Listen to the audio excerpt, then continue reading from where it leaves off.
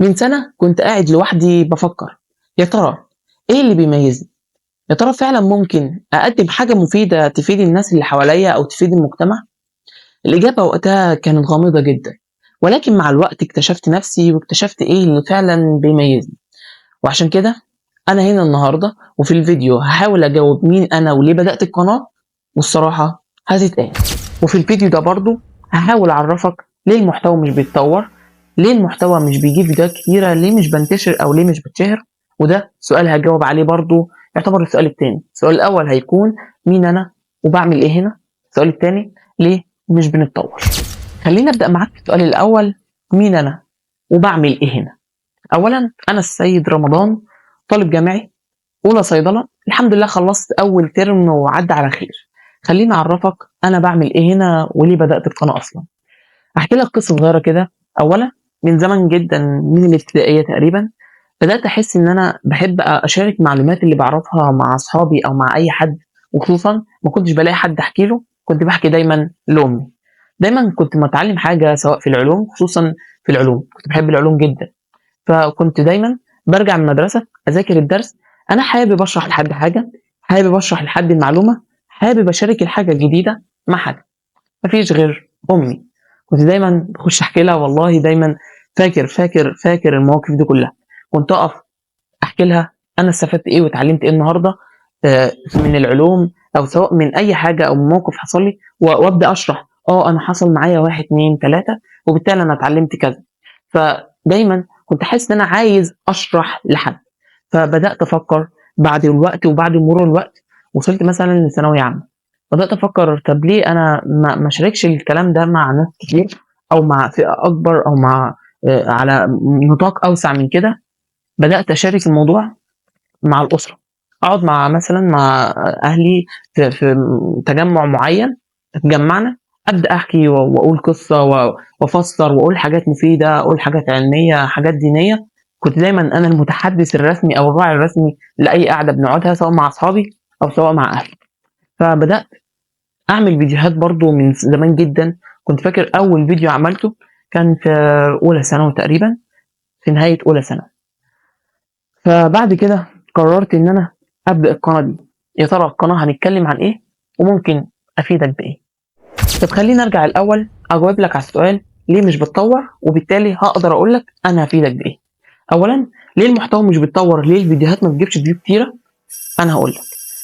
السبب ببساطة أولًا بعد تحليلي للفيديوهات اللي باعملها أو بعد تحليلي للفيديوهات اللي أنا باشاهدها إزاي أطوّر المحتوى وهكذا، أنا عندي مشكلة كبيرة ألا وهي أنا مش متخصص في مجال معيّن، مش متخصص إن أنا باقدّم محتوى ثابت التيك توك أو اليوتيوب يقدر يصنّف أو ي يو ي يعرض الفيديوهات بتاعتي لجمهور معيّن أو لفئة معيّنة من الناس. لإني أنا باقدّم محتوى مرّة باعمل فلوج، مرّة باقدّم محتوى مفيد ديني، مرّة باعمل محتوى علمي، مرّة باحاول أقدّم حاجات تحفيزية ألهم الناس.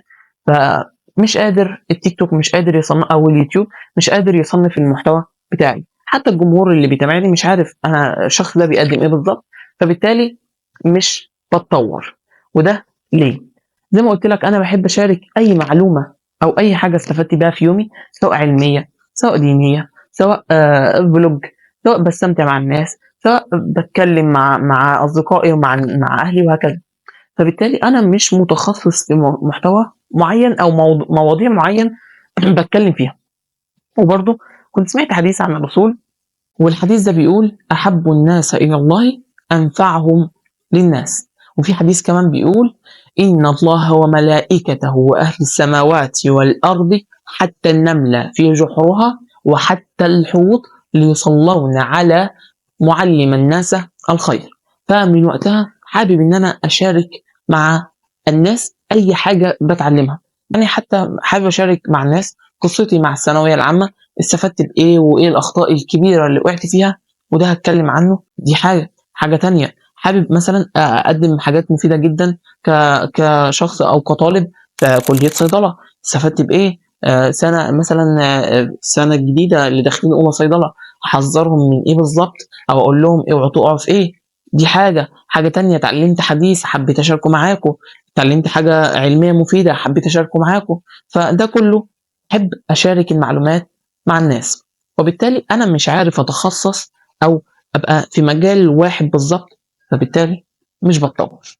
وكمان في فكرة أو حاجة عايز أثبّتها، قاعدة عايز أثبّتها من بداية أول فيديو صوّرته كويس ليّا، عشان لمّا أكبر أو بعد سنين معيّنة أرجع للفيديو ده وافتكر إن أنا قُلت في الفيديو إن أنا حابب أتعلّم أفضل حاجات من الغرب، أو أفضل حاجات بتميّز الغرب وبتخلّيهم يتطوّروا ومتطوّرين عننا في حاجات كتير جدًا، أحاول أنقل التجربة دي مع هنا أهلي وأصحابي والناس اللي بتتفرّج عليّا، أو مع كل اللي متابعني. فدي حاجة حابب أفكّر بيها نَفْسي بعد كده لمّا أكبر. أنا فعلًا اتعلّمت أفضل الحاجات من الغرب، وأفضل الحاجات اللي بتميّزهم عنا، وأفضل الحاجات اللي بيخلّيهم أذكياء جدًا عننا ومتطوّرين جدًا عننا، وأنقل التجربة دي هنا مع الجمهور. وبرضه في حاجة مهمة ممكن أشاركها برضه في القناة، ألا وهي مثلًا إن أنا ممكن أتعلّم التمارين في البيت، تمارين منزلية كبديلة للgym يعني في المنزل، وهل فعلًا اتطوّرت وهتفرق معايا خلال ال10 شهور الجايين دول. هاقوم فعلًا بتمارين في المنزل، وهانقل التجربة ديًّا برضه، هل فعلًا اتطوّرت يعني عضليًا وهكذا وفي تطوّر ملحوظ، والّا تجربة هتكون فاشلة. فبالتالي المحتوى زي ما أنت شايف متنوع جدًا بطريقة رهيبة. شُفت أنا اتكلمت عن كذا يعني شُفت أنا لحد الآن ذكرت كام موضوع. ذكرت مثلًا تعليم يعني مثلًا حاجات ممكن نصايح لثانوية عامة، نصايح لبداية أولى صيدلة، مثلًا تحفيز لكل الفئات عامةً، وحاجات ملهمة، حاجات دينية، أحاديث، مواقف دينية، أو مواقف حاجات أنت ممكن تتعلم منها، حاجات علمية، مواضيع علمية ممكن أحكيها برضه هنا في القناة، تجارب كتجربة التمرين في البيت، تمارين منزلية بدل الgym، هل فعلًا هاتطوّر وهاستفيد والّا لأ؟ فبالتالي أنا ذات نفسي مش عارف أتخصص في موضوع معيّن، وأنا شايفها ميزة برضه مش عيب. حابب أنوّه على حاجة مهمة جدًا، سهل جدًا والله إن أي حد يتخصص في مجال معيّن، ولكن حرفيًا هيكون مزيّف. يعني إيه مزيّف؟ يعني هيكون دبش بالعامية أو باللغة العامية بتاعتنا. دبش، يعني إيه دبش؟ بيحفظ الكلام وهيطلع يقوله. يعني إيه؟ هيكتب الscript من على النت أو يذاكر الscript ويطلع يقرأ قدّام الكاميرا. فبالتالي هو ما بيقولش الكلام ده، مش هاقول لك ما بيقولهوش بصدق، هو ممكن يقوله بصدق وكلام حقيقي جدًا، ولكن ما بيقولوش بتجربة واقعية، أو ما بيقولوش عن معرفة كاملة بكل زوايا الموضوع اللي بيتكلم عنه.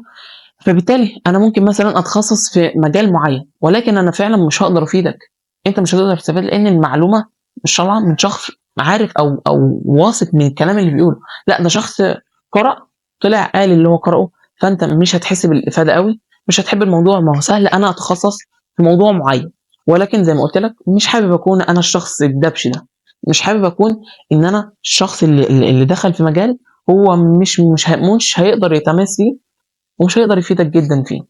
ولو أنت وصلت لحد هنا في الحلقة ما تنساش تصلّي على النبي تحت. ولحد هنا أقدر أقول إن أنا جاوبت على السؤالين، ليه المحتوى بتاعي مش بيتطوّر، ومين أنا. فدوري دلوقتي أسألك إيه الحاجة اللي أنت حابب تتعلمها منّي ونصيحتك ليّا، ويا ترى حابب إن إحنا نركّز في إيه بالضبط أو نبدأ بإيه. وما تنساش تكتب لي في التعليقات يا ترى أنا نسيت سؤال ما ردّيتش عليه مثلًا كان في دماغك، وبرضه إيه اللي حابب نبدأ بيه ورحلتنا التعليمية هتبدأ مع أنهي قصة بالضبط. ولو حبيت الموضوع أو حبيت المحتوى ما تنساش تشترك في القناة، وإن شاء الله هاحاول أفيدك. سلام.